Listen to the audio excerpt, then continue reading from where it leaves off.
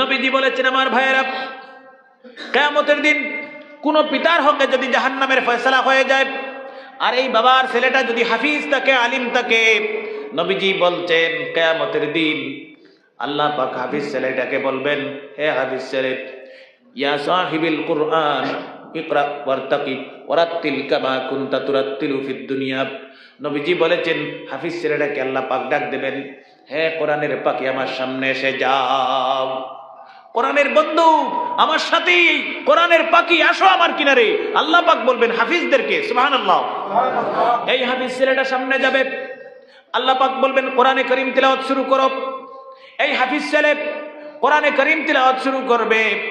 আল্লাহ পাক বলবেন এমন ভাবে না, সুন্দর করে মিষ্টি সুরে, দুনিয়ায় যেভাবে কোরআনে কারীম তিলাওয়াত করতে, এই সুন্দর কণ্ঠে মিষ্টি সুরে আজকে তিলাওয়াত করো, আমি আল্লাহ পাক শুনবো। সুবহানাল্লাহ। তিলাওয়াত শুরু করবে, শেষ হবে। কোরআনে কারীমের 6666টি আয়াত আছে।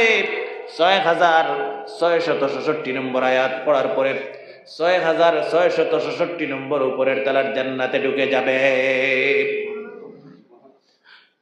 নবীজি বলছেন এই হাফিজ ছেলেটাকে বলবেন, যখন আল্লাহ পাক জান্নাতের ভিতরে যাও, তার বাবার যদি জাহান্নামের ফয়সালা হয়, হাফিজ ছেলেটা বলবে, আল্লাহ আমি কিয়ামতের দিন আজকে জান্নাতে যাব না।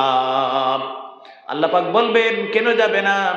হাফিজ ছেলে কেঁদে কেঁদে বলবে, আল্লাহ তাআলা, আমার আব্বা, আমার মা, আমার ভাই, আমার বোন, আমার দাদা, আমার দাদি, আমার চাচা চাচি, আমার গোষ্ঠী খানদানের মানুষ ফেরেশতারা জাহান্নামে নিয়ে চলে যাচ্ছে। এদেরকে রেখে কিয়ামতের দিন আমি হাফিজ ছেলে, আলিম ছেলে জান্নাতে যাব না। আল্লাহ পাক বলবেন তুমি কি চাও? হাফিজ ছেলে বলবে, আল্লাহ তাআলা, আমি চাই আমার মাকে, বাবাকে, ভাইকে, বোনকে, দাদা দাদি, নানা নানি, চাচা চাচি, এদেরকে তুমি মাফ করে দিয়ে জান্নাতের ফয়সালা করে দেন। আল্লাহ পাক হাফিজের বরকতে এদেরকে মাফ করে কিয়ামতের দিন জান্নাতের ফয়সালা করে দেবেন। লম্বা হাদিস, আমি জাস্ট সারাংশটা বললাম।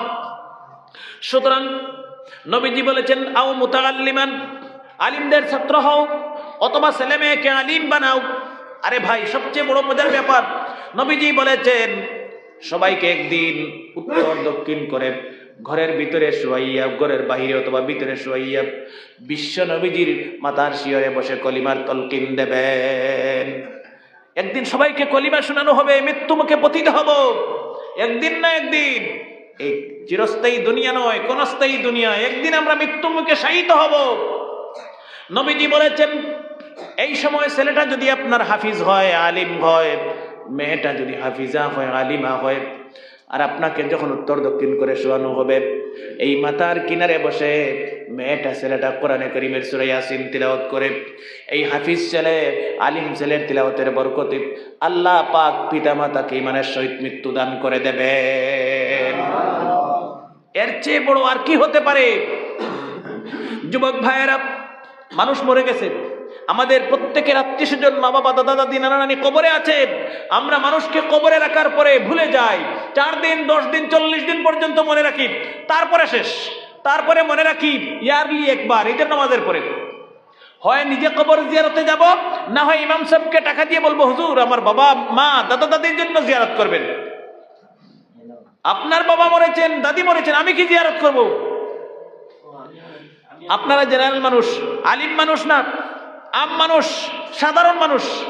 এই জন্য বলছি, আপনাদের কারো যদি পিতা মাতা, দাদা দাদি দুনিয়ায় থাকেন না, কবরের কিনারে যান।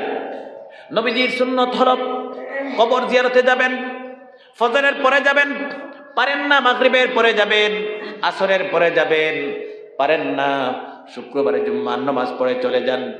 বিশ্ব নবীজি বলেছেন, সাহাবায়ে কেরামদেরকে প্রশ্ন করেছেন, সাহাবারা, সবচেয়ে এতিম মানুষ, অসহায় মানুষ, সবচেয়ে এসির মানুষ কোন মানুষ? অসহায় মানুষ, এতিম মানুষ কোন মানুষ?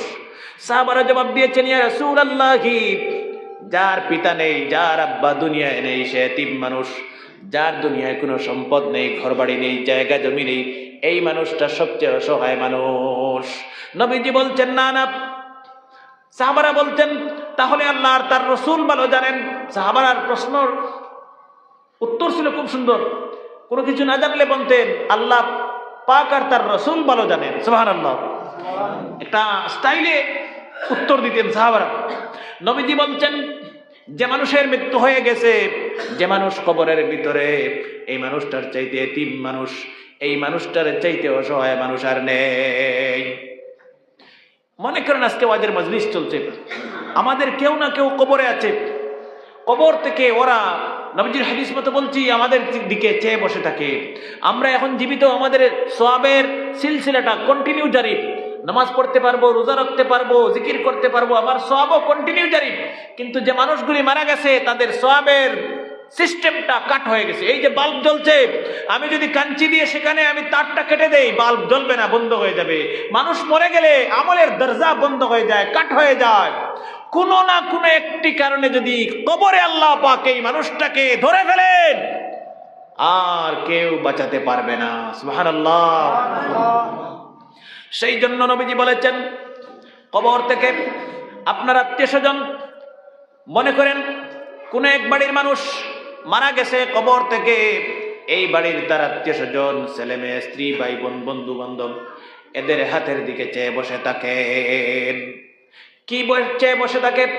আমার ছেলে কি কোরআনে কারীম খতম করে, অথবা খতম করাইয়া আমার ছেলে কি দোয়া করে, আমার ছেলে কবরস্থানে গিয়ে আমার কবর জিয়ারত করে দোয়া করতেছে, আমার ছেলে সদকা দিয়ে দোয়া করতেছে। যদি দোয়া করে কোনো কারণে যদি আল্লাহ পাকের বান্দা কবরের ভিতরে আটকে যায়, এই সদকার বদলা, এই পড়াশোনার বদলা, এই দোয়ার বদলা আল্লাহ পাক মাফ করে দেবেন। সুবহানাল্লাহ। আমরা মানুষকে বেমালুম ভুলে যাই। এই জন্য বলছি যে আপনারা আলিম মানুষ না, আমি আলিমদের কথা বলছি না, হাফিজদের কথা বলছি না, আপনারা সাধারণ জেনারেল মুসলমান যারা, দাড়ি নেই, টুপি নেই, জুব্বা নেই, পাঞ্জাবি নেই, এই সমস্ত মানুষ কবরস্থানে যদি যান, নবীজির হাদিস এটা সুন্দর, আপনাদের জন্য সৌভাগ্যের কথা। এই সমস্ত মানুষ যদি কবরস্থানে যান, আলিম না, হাফিজ না, জেনারেল মানুষ, কবরস্থানে গিয়ে আপনার আব্বা আম্মা, দাদা দাদি, নানা নানি, স্ত্রী, ছেলে মেয়ে, এদের কবরের কিনারে দাঁড়িয়ে নবীজি বলেছেন, আলিম মানুষ না, জেনারেল মানুষ, একবার বলে রব্বির হামহুমা কামা রব্বায়ানি সগীরা। নবীজি বলেছেন, আলিম মানুষ না, হাফিজ মানুষ না, জেনারেল মানুষ, ড্রাইভার মানুষ, কৃষক মানুষ, ইঞ্জিনিয়ার মানুষ, উকিল মানুষ, লয়ার মানুষ, কিন্তু এই মানুষ একবার তার মা বাপ, তার স্ত্রী, ছেলে মেয়ে, দাদা দাদির কবরে গিয়ে দোয়া করে 40 বছরের জন্য আল্লাহ পাক তার মা বাপকে মাফ করে দেন। আমরা তো এরপরে কবরে যাই না। নবীজি বলেছেন, আপনি যদি কবর জিয়ারতে যান, আপনি যদি আপনার মাইয়িতের জন্য, মুর্দেগানের জন্য দোয়া করেন, আপনি একদিন কবরের ভিতরে থাকবেন। নবীজি বলেছেন, একদল মানুষ আল্লাহ পাক জীবিত রাখবেন দুনিয়ায়, আপনি কবরে গেলে পরেও আপনার জন্য এই দল মানুষ দোয়া করবেন। যেমন কর্ম তেমন ফল। এই জিনিসটা কিন্তু সেম ভাবে নবীজি বলেছেন। এই জায়গায় যদি ছেলেটা হাফিজ হয়, ছেলেটা আলিম হয়, নবীজি বলেছেন, আপনি মারা গেলেন, কবরের কিনারে গিয়ে আলিম ছেলেটা, হাফিজ ছেলেটা একবার বলে রব্বির হামহুমা কামা রব্বায়ানি সগীরা। নবীজি বলছেন, গুফিরাত লাহু হাত্তা ইয়াউমাল কিয়ামত। আলিমের বরকতে, হাফিজের বরকতে কিয়ামত পর্যন্ত আল্লাহ পাক তার মা বাপকে মাফ করে দেন। সুতরাং নিজে আলিম হতে পারো নাই, আফসোস করো, দুঃখ করো, আর আলিমের ছাত্র হওয়ার চেষ্টা করো, তাও পারো নাই, ছেলে মেয়েকে আলিম বানাও। আপনি বলবেন, হুজুর আমি মেয়েকে ডাক্তার বানাবো, ছেলেকে ইঞ্জিনিয়ার বানাবো। বানান না, কে নিষেধ করেছে আপনাকে? আমিও চাই মুসলমানের ছেলে ডাক্তার হয়, ইঞ্জিনিয়ার হয়, বড় বিজ্ঞানী হয়। আমরাও চাই মুসলমান যাতে উচ্চশিক্ষায় শিক্ষিত হয়। আপনার ছেলেটা যদি হাফিজ হয়, মেয়েটা হাফিজা হয়ে কোরআনে কারীম সিনায় নিয়ে, এই ছেলেটা যদি ম্যাট্রিক পরীক্ষা দিতে যায়, কোরআনে কারীমের ইজ্জতে আর বরকতে আল্লাহ পাক গোল্ড মেডেল দিয়ে ম্যাট্রিক পরীক্ষায় উত্তীর্ণ করে দেবেন। অনেক ঘটনা আছে, সাক্ষী আছে, প্রমাণ আছে আমার দেশও।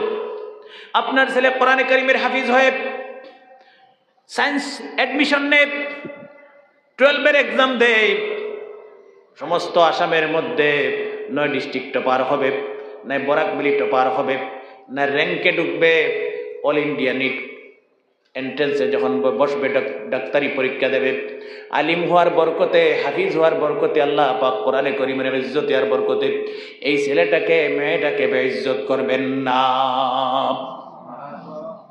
অনেক হাফিজ হল, এখন বেশিরভাগ হাফিজ হল ডাক্তার, ইঞ্জিনিয়ার, বাইরে বাইরে দেশে গিয়ে পড়িতে। আপনারা ফেসবুক ও ইউটিউবে দেখবা,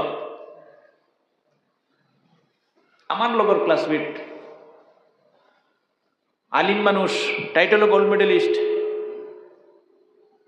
বিএ আসাম ইউনিভার্সিটি থেকে economics honours gold medallist, science থেকে ইকোনমিক্স অনার্স কঠিন, যারা পড়ছে তারা বুঝে, মাস্টার্সও ইকোনমিক্স অনার্স গোল্ড মেডেলিস্ট, বর্তমানে দীনদয়াল উপাধ্যায় কলেজের প্রফেসর ইকোনমিক্সর হেরালিগুল। অসম্ভব কিচ্ছু নাই। কোরআনে কারীমের ইজ্জতে আর বরকতে লাভটা কি? অন্তত হাফিজ হলে পরে নামাজ ছাড়বে না, আলিম হলে পরে নামাজ ছাড়বে না। এই মেয়েটা যদি হাফিজ হয়, আরে ভাই আপনারা বলবেন আগের চেয়ে বর্তমানে পর্দার ওয়াজ বাড়তেছে না কমছে? বাড়ছে। ওয়াজও বাড়ছে, পর্দার ওয়াজও বাড়ছে, কিন্তু পর্দা কমের, অরিজিনালি পর্দা কমের না, হ্যাঁ পর্দার কোয়ালিটিটা কমের, পর্দার কোয়ান্টিটি বাড়ছে, পর্দার কোয়ান্টিটি বাড়ছে। জেলা শিক্ষার কোয়ান্টিটি বাড়ছে, কোয়ালিটি কমছে। আপনারা কোন চেন কত আপনারা দিবা? আগর যুগ মানুষ আজ থেকে 200 বছর আগে ব্যাক মারল, রিভার্স মারল। 200 বছর আগের মানুষের জ্ঞান শিক্ষা বেশ আছে না, এখন কোন মানুষের জ্ঞান শিক্ষা বেশ? দেখছো, আমি কেন ভাবছিও কইবা, কিন্তু সত্যি এটা না। এখন কোন মানুষের জ্ঞান শিক্ষা বিদ্যা বেশ না, নেবার। যত বেক মারবা তত জ্ঞানী, তত জ্ঞানী, তত জ্ঞানী। সুবহানাল্লাহ। হ্যাঁ এইটা বলতে পারি, আধুনিক জ্ঞান, টেকনোলজিগত জ্ঞান এখন কোন মানুষের বেশ। শিক্ষার একটা কোয়ালিটি আছে। এখন এখন আমার আব্বা জীবিত আছেন, আল্লাহ হায়াত দোক দিল। আমি বাংলা কোন ক্লাস পর্যন্ত পড়ছে না আমি জানি না, হয়তো 3 হইব। এমনি হাফিজে কোরআন আমি অরিজিনাল আমি জানি না, জিজ্ঞাসি না কোনো দিনই, সময় পাইছি না, সরম করিও জিজ্ঞাই না। কিন্তু তান বাংলা লেখা 14 বছর 16 বছর মাদ্রাসা পড়িলাম, বিয়ে পাস করলাম, আমি তান দ্বারাও বাংলা লেখা লিয়ে দিতে পারতাম। দেখলাম 3 পাসের কোয়ালিটি কিন্তু অনেক ভালো। আমি অতখান কোয়ান্টিটি আমার বলা, কিন্তু পার্সেন্টেজের রেজাল্টের বলা, পড়াও বেশ, কিন্তু আমি তান কিনা যাইতে পারি না। কোয়ালিটি এখন শিক্ষার কোয়ালিটি নাই, কিন্তু কোয়ান্টিটি আছে। কোয়ালিটি লো আর কোয়ান্টিটি হাই। কিরকম বইয়া?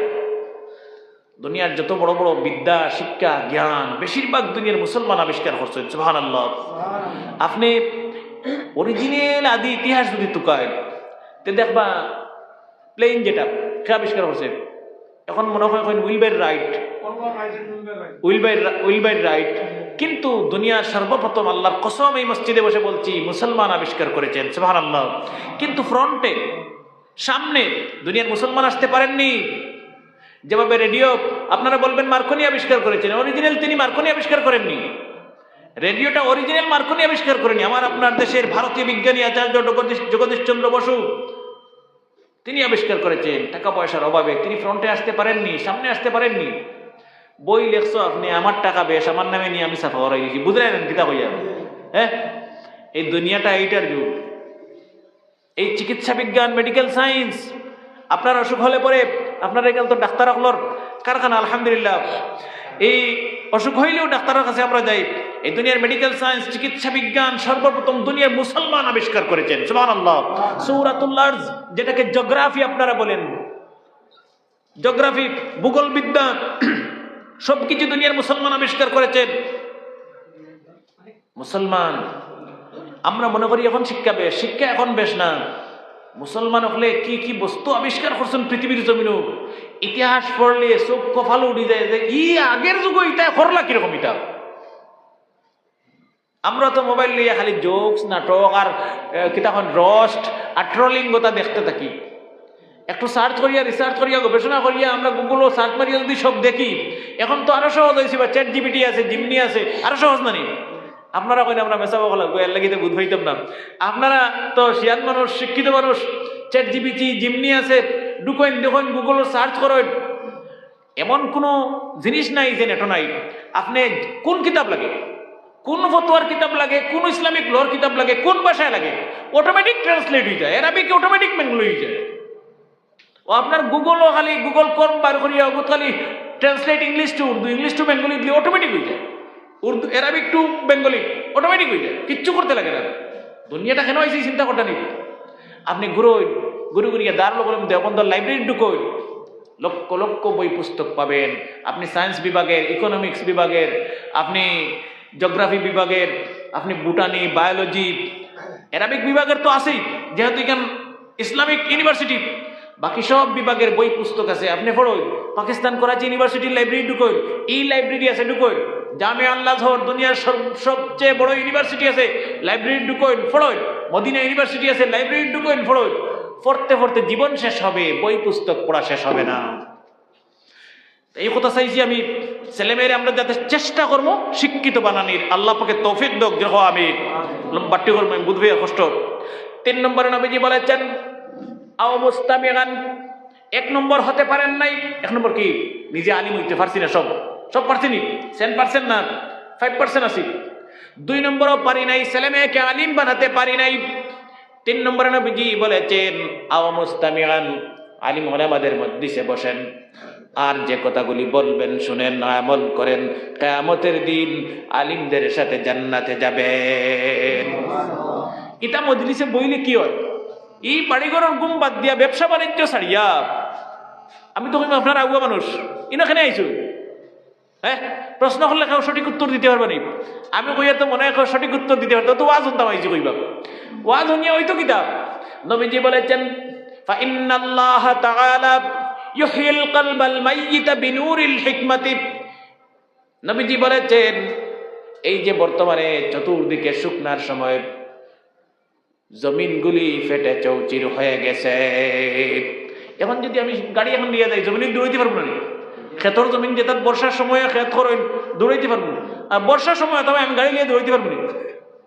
পুরা দ্বিতীয় বটরসি গীতা উত্তর সমষ্টির মানুষের তুলিয়ে টাকা গান ফেক থেকে টেলিয়ে তুলতে পারতে না, পারবানি বালা ফেঁকো যদি গাড়ি যায় পারত না। এখানে এই বর্তমান সময়ে শুকনার সময়, আবার যখন জমিন মরে গিয়েছে, এই মরা জমিনকে, শুকনা জমিনকে দুনিয়ার কোনো আলিম ওলামা, ডাক্তার, ইঞ্জিনিয়ার, দুনিয়ার কোনো সরকার আবার জীবিত করে দেয় না। আরশে আজিমের মালিক আল্লাহ পাক অটোমেটিক তার কুদরত দিয়ে, তার রহমত দিয়ে আকাশ থেকে বৃষ্টি বর্ষণ করে শুকনা মরা জমিনকে আবার জীবিত করে দেন। আবার জীবিত হয়ে যায় না অটোমেটিক। নবীজি বলেছেন ফাইন্নাল্লাহ তাআলা ইউহিল কলবাল মাইয়িতা বিনুরিল হিকমাতি। নবীজি বলেছেন আলিম ওলামাদের মজলিসে বসলে পরে, আলোচনা শুনলে পরে আমাদের জমিন যেভাবে মরে যায়, মানুষের দিল তেমন ভাবে মরে যায়।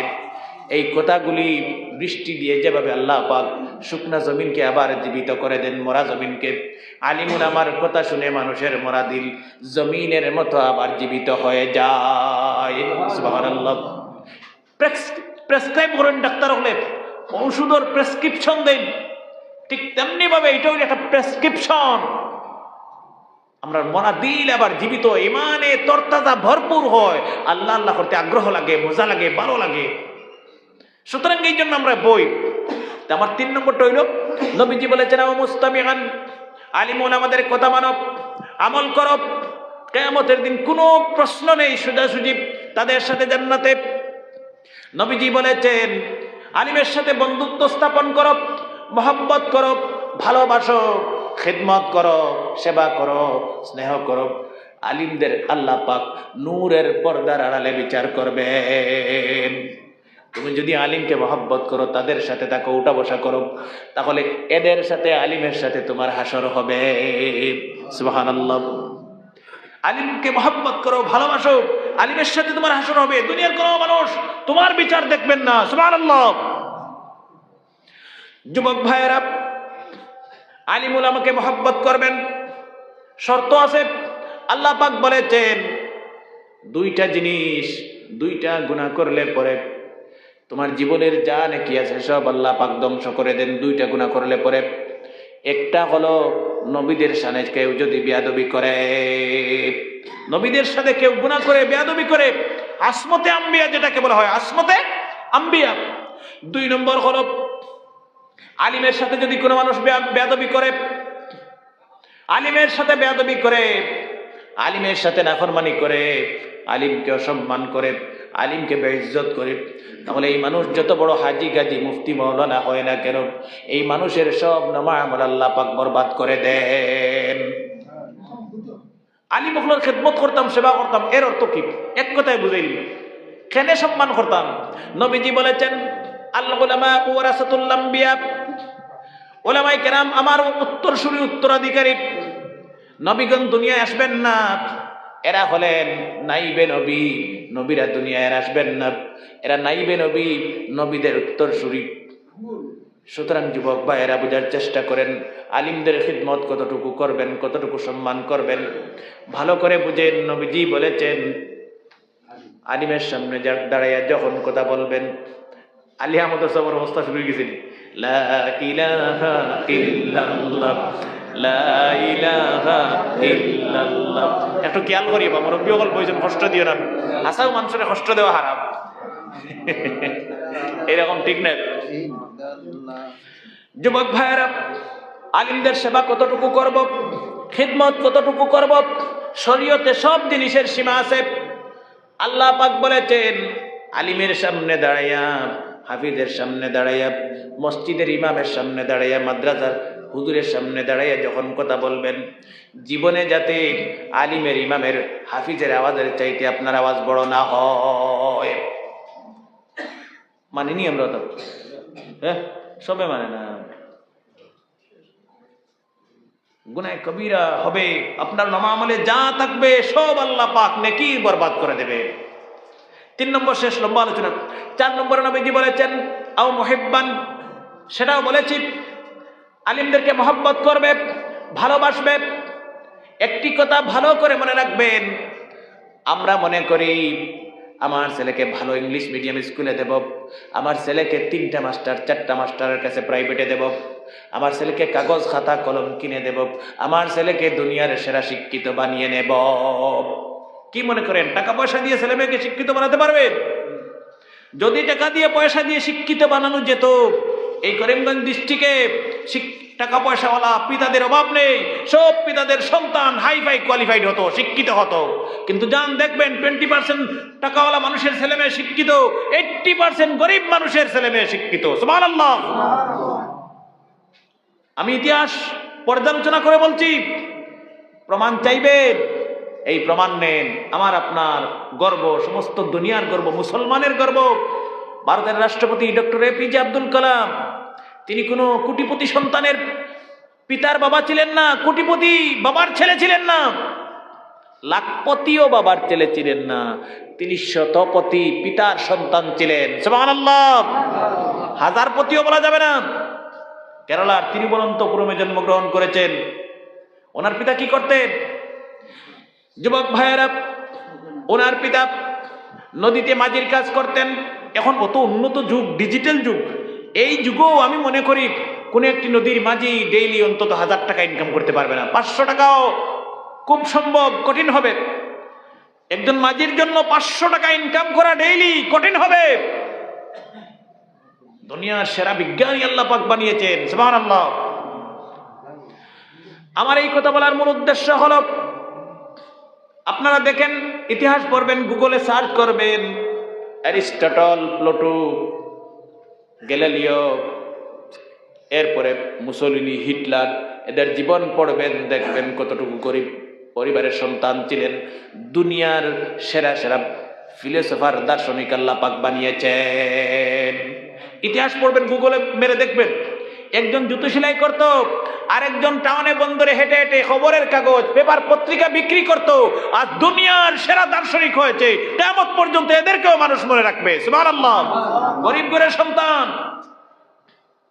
আমি ছেলে মেয়েকে টাকা দিয়ে আমি শিক্ষিত করতে পারবো না। শিক্ষিত করতে হলে 3টা জিনিসের প্রয়োজন, কিতাবের মধ্যে লিখেছেন।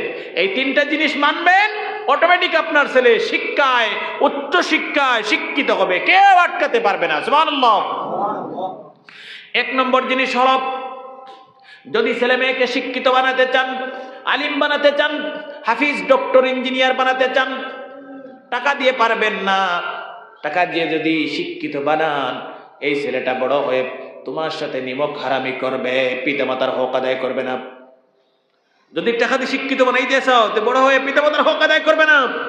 তিনটা যদি নিয়ম মানি না, কিতাবের মধ্যে লিখেছেন 1 নম্বর নিয়ম হলো ছেলে মেয়েকে হাফিজ বানাতে চান, আলিম বানাতে চান, ডক্টর, ইঞ্জিনিয়ার, বিজ্ঞানী বানাতে চান, 1 নম্বর দায়িত্ব পিতামাতা হালাল খাদ্য শুরু করে দেন।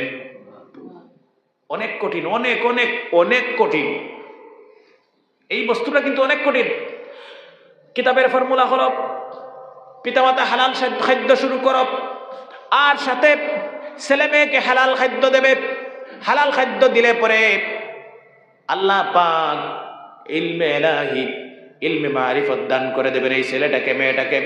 আর ইলমে ইলাহি যাকে বলা হয়, ইলমে মারিফত যাকে বলা হয়, এই ছেলেটাকে মেয়েটাকে যদি আল্লাহ পাক দেন, দুনিয়ার কোনো মানুষ এই ছেলেটাকে আটকাতে পারবে না। একবার দেখবে, জীবনে ভুলবে না। যুবক ভাইয়েরা, হালাল খাদ্যের মধ্যে এত বরকত, এত ফজিলত। আপনারা নিশ্চয় নাম শুনেছেন আনোয়ার শাহ কাশ্মীরি রহমতুল্লাহ আলাইহি। আনোয়ার শাহ কাশ্মীরি দারুল উলুম দেওবন্দের মাদ্রাসার শিক্ষক ছিলেন, শেখুল হাদিস। তিনি বলতেছেন আনোয়ার শাহ কাশ্মীরি কোনো মতে হাসুমুজু কই না। আপনারা গাওয়ালি ভাষায় কিতা কইব? হাসুমুজু। ও কাম করলে ওলা হাসুমুজু করলেন, আমরা কই না নি?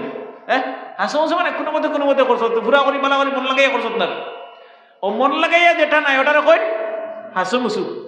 আনোয়ার শাহ কাশ্মীরি বলতেছেন, আনোয়ার শাহ কাশ্মীরি কোনো মতে বই যদি পড়ে, 1টা 2টা না, লক্ষ লক্ষ বই পড়ে আনোয়ার শাহ কাশ্মীরি। ইংরেজি হোক, বাংলা হোক, হিন্দি হোক, সংস্কৃত হোক, ফার্সি হোক, যে কোনো ভাষায় হয় না কেন, পুরা ডিস্ট্রিক্টের বই যদি একবার আনোয়ার শাহ কাশ্মীরি পড়ে কোনো মতে, তাহলে 15 বছর পর্যন্ত আনোয়ার শাহ কাশ্মীরি ভুলে না। 1-2 বই না, যা বই আছে দেও আনোয়ার শাহ কাশ্মীরি কোনো মতে একবার পড়ে নিয়েছে। সেম টু সেম, যেটা কম্পিউটারে স্ক্যান করে জেরক্স করে, ও সেম টু সেম যে কোনো ভাষার বই 15 বছর পর্যন্ত মনে থাকে। সুবহানাল্লাহ। আনোয়ার শাহ কাশ্মীরি বলতেছেন, আমি যদি ধীরে স্থিরে শান্তি পাবে, আমি মন লাগাইয়া, আমি যদি বই পড়ে নেই, যত হাজার বই হয় না কেন, আনোয়ার শাহ কাশ্মীরি বলছেন কিয়ামত হবে, আনোয়ার শাহ কাশ্মীরি জীবনে ভুলে না। এই ভারত 200 বছর ব্রিটিশের অধীনে ছিল। এই হিন্দুস্তানের জমিন 200 বছর ব্রিটিশেরা শাসন করেছে আমাদের দেশ। সব ধন সম্পদ, মূল্যবান বস্তু লুটে নিয়ে তাদের দেশ সমৃদ্ধ করেছে। আমাদেরকে কাঙ্গাল বানিয়ে তারা লুটে নিয়ে সমৃদ্ধশালী দেশ হয়ে গেছে। যাক, সেটা আলাদা কথা। এই ব্রিটিশ গভর্নমেন্ট ছিল ভারতে, আর ব্রিটিশ গভর্নর নোটিফিকেশন জারি করে দিয়েছে। ব্রিটিশ গভর্নমেন্ট নোটিফিকেশন জারি করে দিয়েছে যে দারুল উলুম দেওবন্দের লাইব্রেরি জ্বালিয়ে দেওয়া হবে। আপনারা বলতে পারেন, হুজুর শেষ করলিয়ে ভাষণ দিলে দারুল উলুম দেওবন্দের লাইব্রেরি জ্বালিয়ে দিলে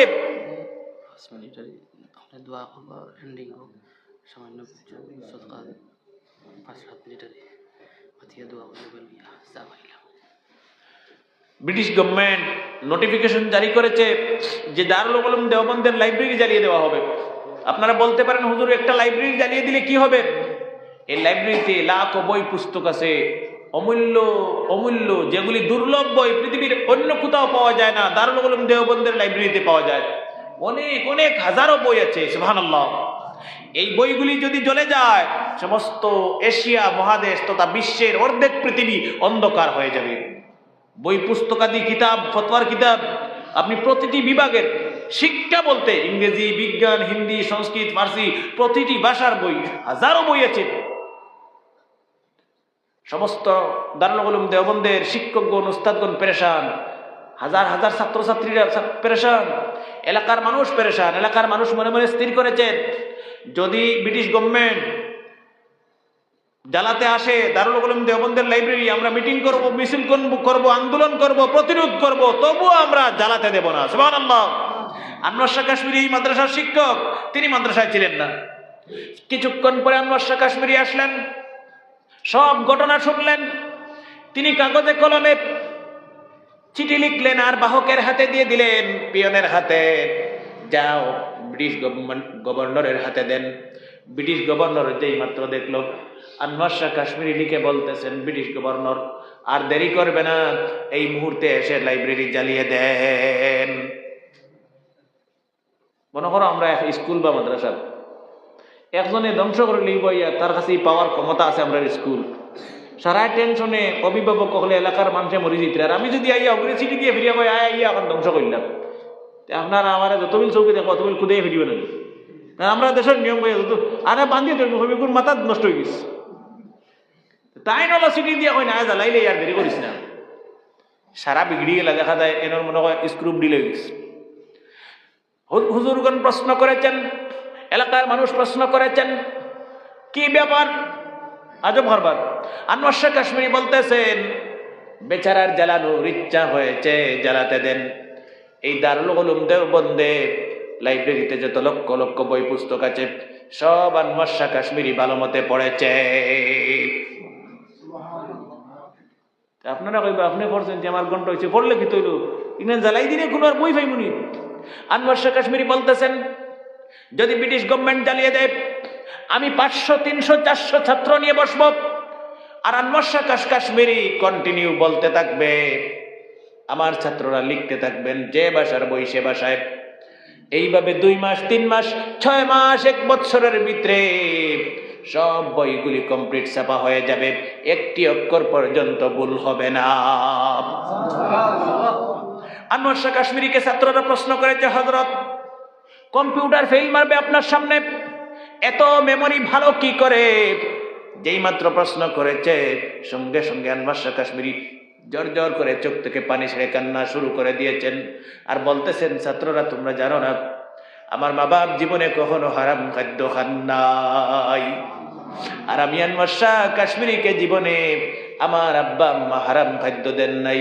হালাল খাদ্য খাওয়ার বরকতে আল্লাহ পাক ইলমে মারিফত, ইলমে ইলাহি, ইলমে লাদুনি আমাকে দান করেছেন, যেটা ভালো মতো একবার পড়ে নেই কিয়ামত পর্যন্ত আনোয়ার শাহ কাশ্মীরি বলতে পারে না। হালাল খাদ্যের মধ্যে এত বরকত আছে, ছেলেমেয়েরা আলিম হাফিজ ডক্টর ইঞ্জিনিয়ার বানাইতা, কেউ টিউশন আর কেউ কিচ্ছু লাগতো না। হালাল খাদ্য খাওয়া, ছেলেমেয়েরা খাওয়াও, পারি না অন্তত হালাল খাওয়ার তো ট্রাই চেষ্টা করতাম না।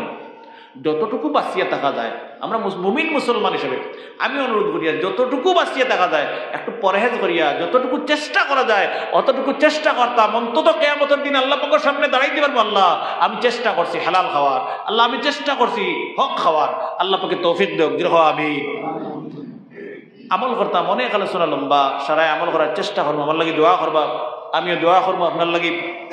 নিজে অসুস্থ মানুষ, দৌড়াদৌড়ি পেরেশানি, ঘুম নাই, আল্লাহ পাকে সুস্থ রাখত। আর ও মসজিদর সাহায্য লাগি এমনি সময় যার যত ইচ্ছা এক দোয়া করতাম, সদকা নিয়ে দোয়া করলে আল্লাহ পাকের যাতে ঘুরিয়ে দিন না। ও হিসাবে যার যত ইচ্ছা হয় 1000, 2000, 5000 বাকি যদি দেবার তাকে এতে পরে দিবা, আর নগদ যদি তাকে এতে নগদ দেয় 2000, 5000 করি 1 ভাইয়ে 5 ভাইয়ে হইন না যে 5000 5000 করি আমরা দিব, এখন না পরেও বলা দিবা 5000 করি ফার্মুনি কেউ জন্য দিতাম ইনশাল্লাহ। আল্লাহ পাকর করো 5000 টাকা বা 10,000 টাকা আপনারা সহিচ্ছে, এখন জোর জবরদস্তি কিচ্ছু নাই, 100, 200, 500। আয় আল্লাহ তাআলা আব্দুল মুনিম চৌধুরী সাহেব 500 টাকা তোমার বান্দার সদকাকে কবুল করো আল্লাহ, তানাব্বা আম্মারে মাফ করে দেও, দাদা দাদি নানা শ্বশুর শাশুড়ি সারারে মাফ করে দেও। রব্বুল আলামিন তোমার বান্দার পেরেশানি দূর করো, হালাল সম্পদ দিয়া লক্ষ কোটি টাকার বরকত দান ফরমাও। নাম হাজুর বিবি 200 টাকা আল্লাহ তোমার বান্দির সদকারে কবুল করো। সুলতান ভাই 100 টাকা দিলেন, তোমার বান্দার সদকারে কবুল করো, তুমি হায়াতে বরকত দেও, আমার এই বাইরে আম্মা জানার সদকারে কবুল ফরমাও। ইমাম মেহদি আলম, ইমাম আলম চৌধুরী 1000 টাকা, ইমাম আলম চৌধুরী, ইমাম আলম চৌধুরী 1000 টাকা দিবেন। আয় আল্লাহ তাআলা ইমাম আলম চৌধুরী সাহেবের সদকারে কবুল করো, তানাব্বা আম্মারে মাফ করো, তান দাদা দাদিরে মাফ করো, তোমার এই বান্দার হায়াতে বরকত দাও, অভাব অনটন দুঃখ কষ্ট দূর করে দাও। আব্দুল আহাদ চৌধুরী 500 টাকা তুমি কবুল ফরমাও। রব্বুল আলামিন পারভেজ আহমদ 200 টাকা তুমি কবুল করো।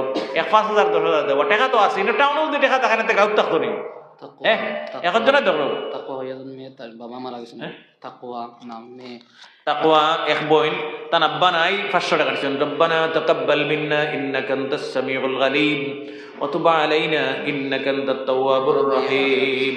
আরেক ভাই 100 টাকা তুমি কবুল ফরমাও, আরেক ভাই 50 টাকা কবুল করো। 5000 বা 10000, 5000 বলে এখন দিনে খো না, 5 মাস বাদেও দিও, কোনো অসুবিধা নাই।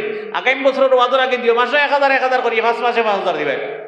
ও ইনস্টলমেন্ট মাসে 1000 করিয়ে 5 মাসে 5000 খেয়ে দিবে। একজন ভাই হিম্মত করো না, আল্লাহ বরকত দিব, দোয়া করবো। আরে ভাই বালা অসুখ হয়ে গেলেও তো যায় কিনা নি ওষুধ 10,000, 15,000, 20,000 টাকা। এই সদকার পরিবর্তে আল্লাহ পাকে অসুখ থেকে হেফাজত করবো, আল্লাহ অ্যাক্সিডেন্ট থেকে হেফাজত করবো, দোয়া করবেন ইনশাল্লাহ।